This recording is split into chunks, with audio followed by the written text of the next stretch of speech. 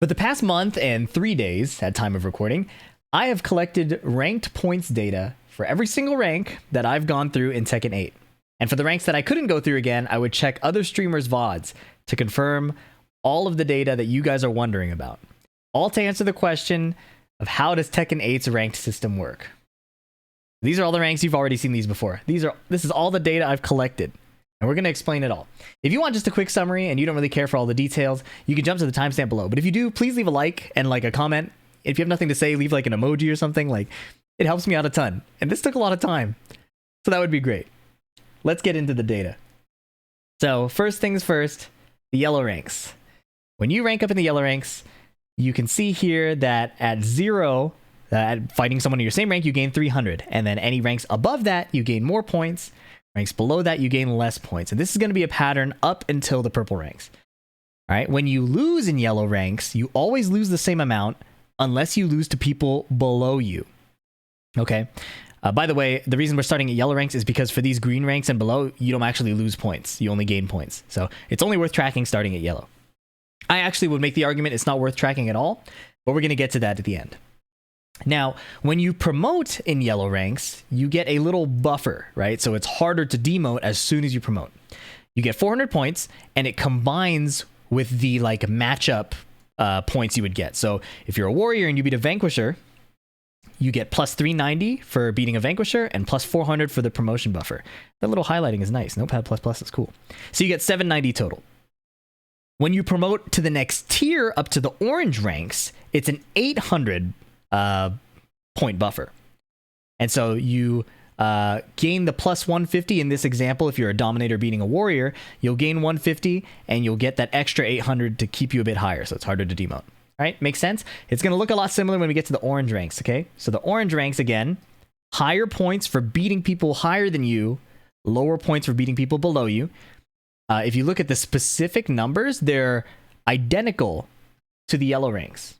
They're absolutely identical to the yellow ranks. However, you start to lose more points than the yellow ranks did. So it's kind of easing you into the ranked system.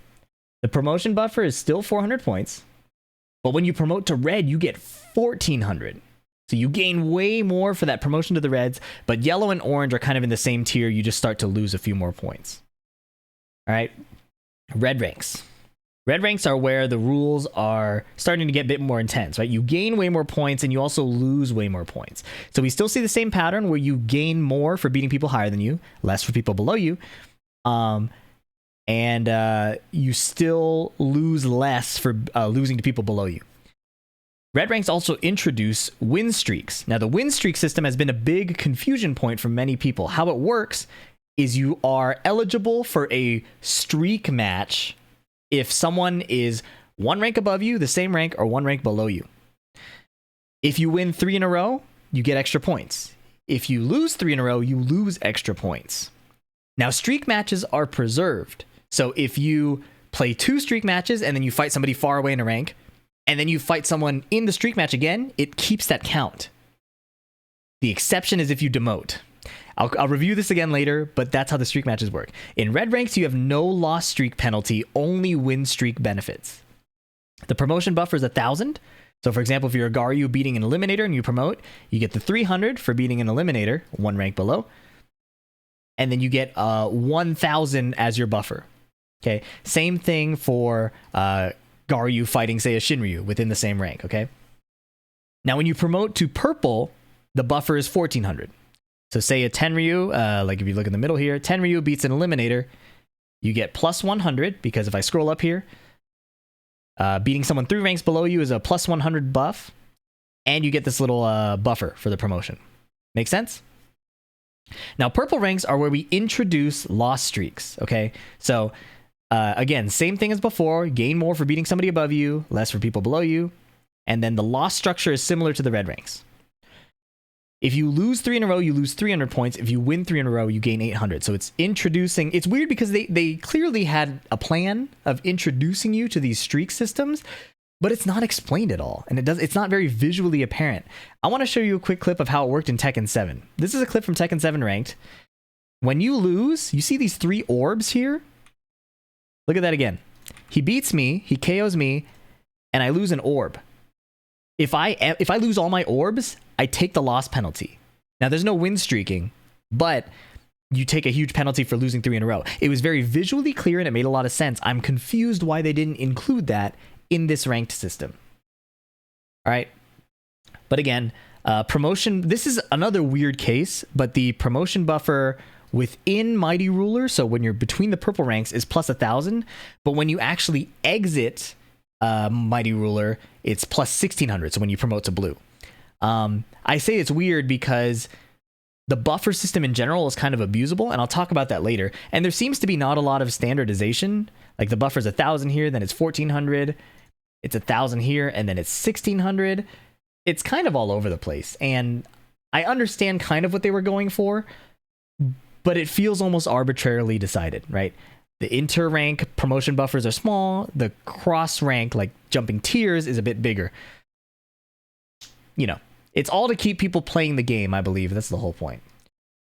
So once you leave the purple ranks, the rules start to change, okay? So we're in the blue ranks now. And notice this. In the blue ranks, you no longer gain extra points for beating people higher than you. It's always the same plus 500.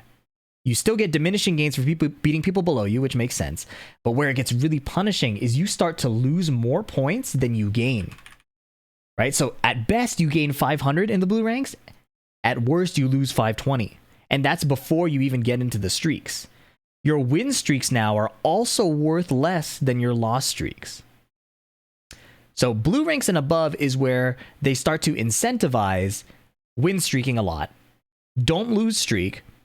And yeah, you need a positive win rate to start climbing out of this. The exception, of course, is if you decide to farm people way lower ranks below you. We'll talk about that a bit later. The promotion to Tekken King, so once you get out of the blue ranks into the purples, is 1,600.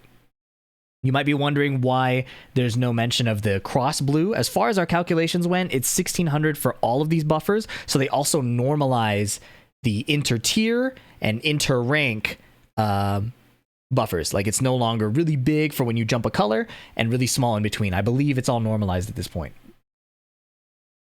In the gold ranks, so Tekken King, Bushin is still treated like a blue rank, if you look in the middle here, but Tekken King, Tekken Emperor, the rules are similar to what we saw in the blue ranks. So fight someone the same rank, 600, and above, it's always plus 600. If you lose more. The win streak bonus is 600, which is nice. So for example, if a Tekken King beats a Bushin, you get the 450 for them being one rank below, and the 600 buff, just to reiterate. Loss penalty is 800. So again, very, very penalized for not being consistent. And once again, when you promote to Tekken Emperor, you get a 1600 buff. So this is why it feels like you lose so much compared to what you gain. Is because that's literally what happens, okay? Stick with me here. I know we're doing a lot of numbers. This is a weird case here. So Tekken Emperor and God have the same win structure, which looks familiar to Tekken King. It's actually identical to Tekken King wins, but the loss structure is different. So when you're a Tekken Emperor, you lose 690 or more. When you're a Tekken God, you lose 720 or more. There's no +3 rank here because Tekken God, Supreme, God of Destruction, there's no +3 rank, right? So they punish you harder for losing in Tekken God, but you gain the same amount of points. The win streak and loss streaks are the same, but as you can see, these loss streaks can be really, really painful. But on the plus side, once you promote to Tekken God, you get a plus 2,000 buffer to compensate for this really painful loss structure. And the same is for when you promote to Tekken God Supreme. Your buffer becomes 2,000 instead of the 1,600 we saw before. Finally, Tekken God Supreme. This is where it gets really brutal. You gain 700, so the gains have increased, but you lose 870 for losses to anyone above you. The win streak bonus is 600, which is, you know, decent. There's a promotion buffer here that we did some calculating for. But the loss streak penalty, again, is 800. If we look at the one before, it's the exact same, okay? 600 and 800. It's really, really painful. And the God of Destruction promotion buffer is the same as the one before. So that wraps up the hard numbers. If you're a timestamp jumper, welcome back. Let's look at the TLDR. All of this I did to try and convince you guys to care less about rank. As you can see, the system is insanely weird. there are so many exploits that make it hard to argue that it's a skill-based system like ELO for chess, or like I guess other games used to use ELO as well. You see it less common now because I think ELO's systems are less addicting, right? I think the natural variance of, oh, I got a win streak, I can keep winning, and like all these little systems like the promotion buffer encourage you to keep playing. An ELO system is not as forgiving.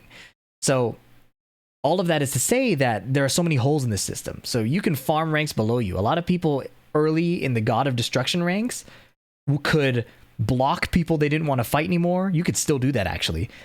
You can farm ranks below you by cherry picking. So you can, like I just said, you can block people, or you can just one and done the high rank people that are beating you and just focus on beating the people lower ranks than you. System's also weird because beating a player of a higher rank is de-incentivized, right? If you look at all of these here, you get no extra reward for beating someone higher ranked than you. You just get the same reward. And that's a little odd because the skill gaps between blue ranks and Tekken gods, for example, is colossal. Sometimes, not always. So the game kind of pushes you up to purple and blue because of these. Again, if you beat someone higher than you, you get way more. The win streaks are higher than the loss streaks. But ultimately, the game is kind of trying to shove you up through Mighty Ruler and into Fujin. It's not free. It's not totally easy because it's still Tekken. It's still a 1v1 game. But the system is trying to push you there. And then finally, because of the promotion buffer, there's this tactical demotion system that is so widely used. If you think you can beat somebody really well, you can tank the demotion and then immediately eat the promo buffer and get like double to triple the value of the points of someone you're fighting. Say you demote on purpose to someone 3 ranks below you in red ranks, we're looking here, because you know you can get this plus 1,000. So you just got 10 times the value on your points, right? I'm sure the math is slightly different if you calculate like how much you lost versus that, but you can see how it's an abusable system. The other reason I think you shouldn't care about rank too much is Tekken is really hard, and it's not the kind of game that you can just blind queue and just automatically improve. Some people can if you're like a cracked gamer, but for most people, you're gonna have to practice, you're gonna have to study, you're gonna have to watch. It's like it's closer to a martial arts discipline in my mind than a game where you can't just spar all the time and get stronger. You have to do your drills. You have to study footage. You have to go through theory. There's a lot of practice outside of just playing. And I think any intense hobby or activity usually has that, where you can't just get better by grinding the actual activity itself. Like piano, you do your scales. You don't just play the song over and over. Know what I mean? Other reasons Tekken is so hard is you can be an expert in one matchup and just clueless in another. So if you're playing a ranked day and you run into a bunch of Dragunovs and you happen to be an expert in the Dragunov matchup, even though he's really strong, you might rank up really high. And then you run into a day where you only fight Shaheen players, and nobody's fought Shaheen. Nobody fights Shaheen, okay? You fight like 10 pandas. Nobody knows how to fight panda, and you lose a bunch. Because it's a 1v1 game and there are these knowledge gaps and other situations, it's hard to gauge your rank just based on one day's performance. It's hard to gauge it based on like one matchup. So that's one reason putting too much stock into your rank, I think, is low value. In the same way, a bad day where you have poor focus or you're tilted is easy demotion, especially with the streak system. You can't show up every day playing perfectly unless you're, really, really good at it. And when you don't show up, you're bound to lose points. Now, if you do decide to really care about rank, because we're human, it's kind of idealistic to think that we'll never really care about rank. Set your ranked expectation as a range of 3 ranks. I learned this technique when I was getting coaching in League of Legends, and I think it's a really healthy way to look at rank. Because of these tilt days, these knowledge days, and just general variance, it's very normal to promote and demote 3 ranks. In the same way, if you're trying to apply a new strategy, the rest of your game plan might fall apart. I spent the last 5 days fluctuating between Tekken God Supreme, and all the way down to Tekken King. Just because I was so focused on applying new strategies, and some days I would just be so lost, and some days it would really click. So it's very natural to fluctuate up and down 3, 4, maybe even 5 ranks. Don't take it super seriously, especially if you are taking steps to improve. Tekken is one of those weird games where you can be getting better and it won't reflect in your rank. Because you're either unwriting or like erasing old habits, or writing new habits that you're not good enough at yet.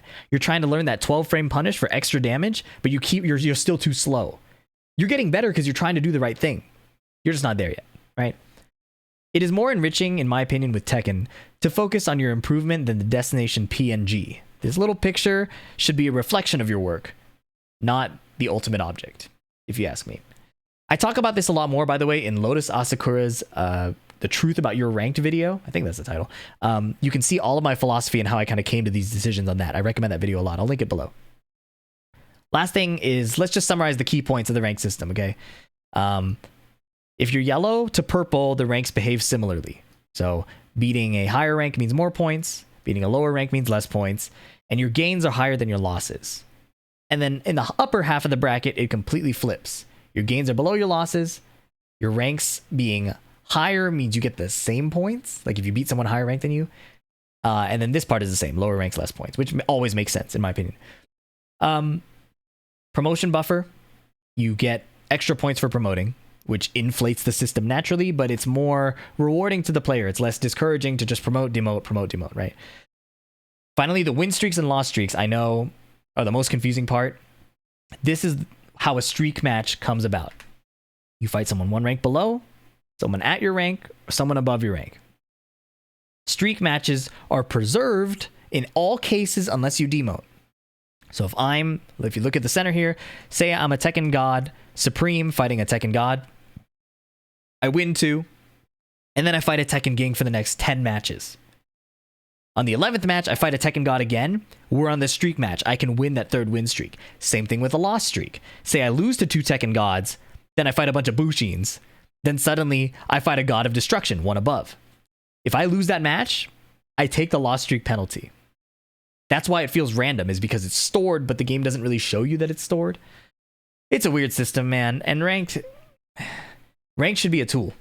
I don't think it's the end all be all. And obviously, if you see my tweets, I'm frustrated that I'm not God of Destruction. All my friends are hitting God of Destruction. So there's this human element where we are going to care, no matter what. But caring too much about how the points go up and down does nothing to improve your whiff punishment, your block punishment, your spacing, your movement, your combos, your flowcharts, your setups, your matchup knowledge, your defensive awareness. You see my point, right? The points, I wanted to give you clarity on how this works, but I don't want you to focus on it, which is the irony of that. I want you to focus on the specific tasks that it takes to improve. So people asked me if I was going to publish these notes. I'm actually going to delete these all because I don't think they matter. It'll be in the video if you really, really care. But I don't want people to focus on rank. And I don't want to encourage people to focus on rank. So hopefully you enjoyed the video. If you like this kind of content, please leave a like. Please leave a comment. It helps me out a lot. Subscribe if you want to see more. Good luck in Tekken. It's supposed to be fun. It's a game. It can be very frustrating, of course. But ultimately, I think these activities should be bringing us joy. Catch you in the next one. Peace.